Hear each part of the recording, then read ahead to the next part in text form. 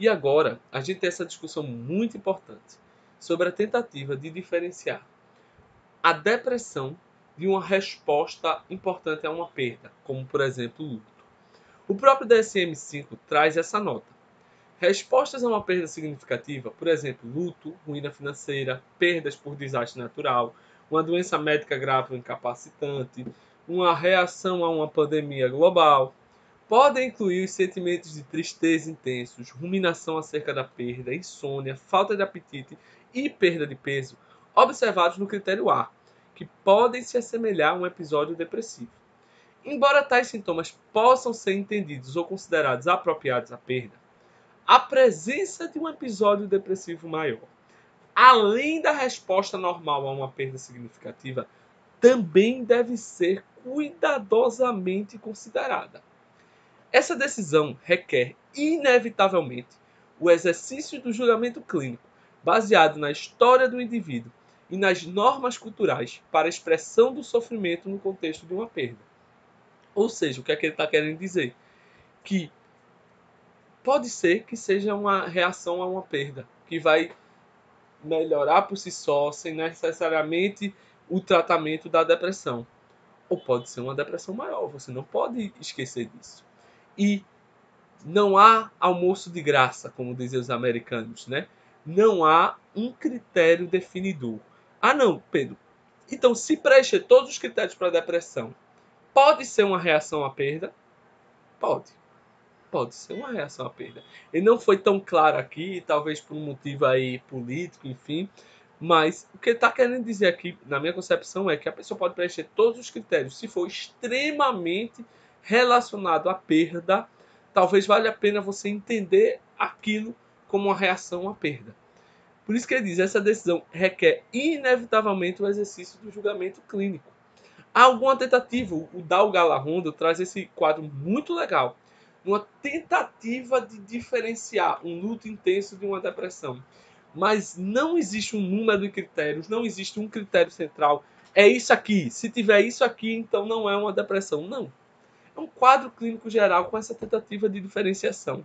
Por exemplo, o humor e a tristeza experimentados e a sua evolução no luto intenso.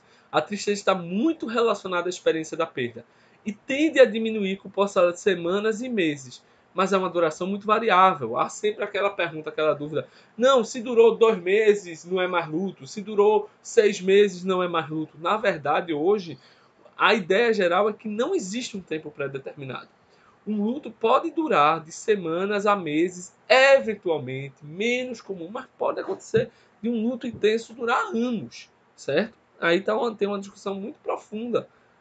A depressão já teria um humor deprimido mais constante e um humor que abrange mais do que as perdas. A pessoa não está deprimida só por conta daquela perda. É uma coisa mais abrangente que envolve outras áreas da vida. Um humor que não melhora com o passar do tempo. Pelo menos assim, de uma forma geral, o humor vai se manter mais ou menos daquele jeito. Claro que a gente vai ver que se o episódio estiver se resolvendo, o humor está melhorando. E um episódio muitas vezes fica em torno de 4 meses. Por volta de 4 meses, muitos episódios depressivos começam a melhorar, certo?